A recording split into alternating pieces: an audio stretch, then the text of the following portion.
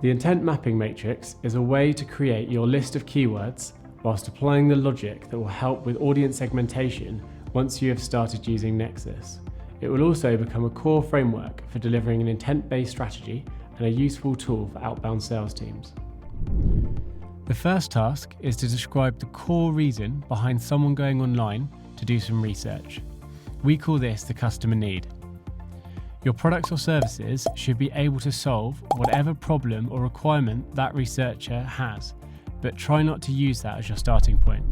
Think more about what is important to your potential customers. Secondly, we list a number of words or phrases the person doing the research will see on the screen.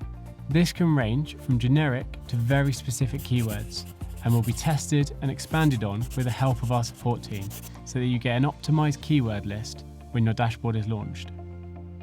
Don't have any phrases over 5 words, and be careful of the structure of these keywords so that they look like something you would read in some text and not what you would put into a search engine. We can make a judgment on what stage of the buying journey a company might be in, depending on the type of keywords they are reading online.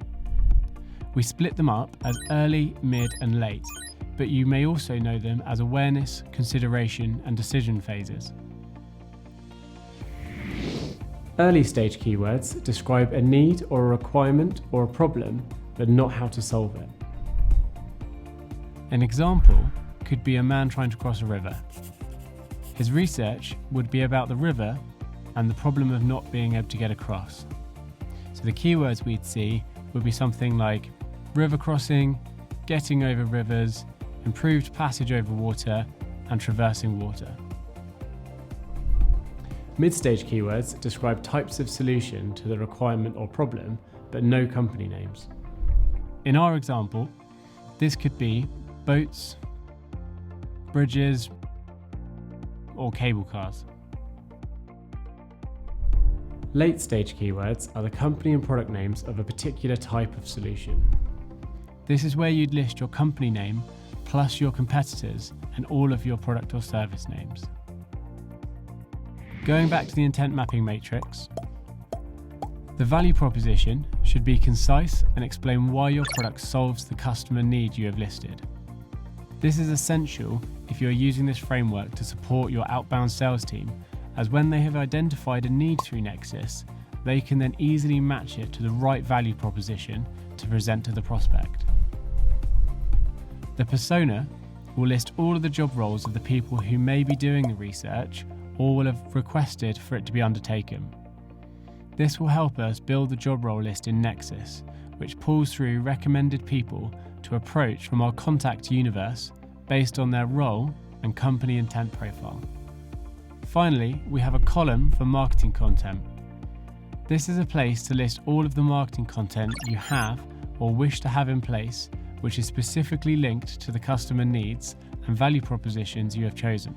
This can help to identify areas which may need more content and strengthens its value as a tool for your sales and marketing team because they know exactly what content is available and mapped to each value proposition.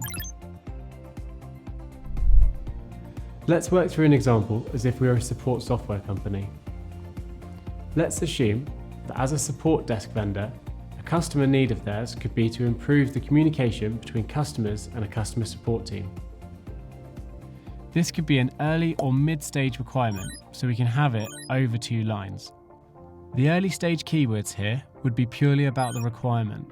So better customer communication management, and better support practices.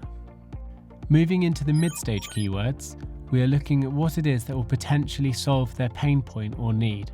So we would use terms such as chatbots, support desk software, and customer communication platforms.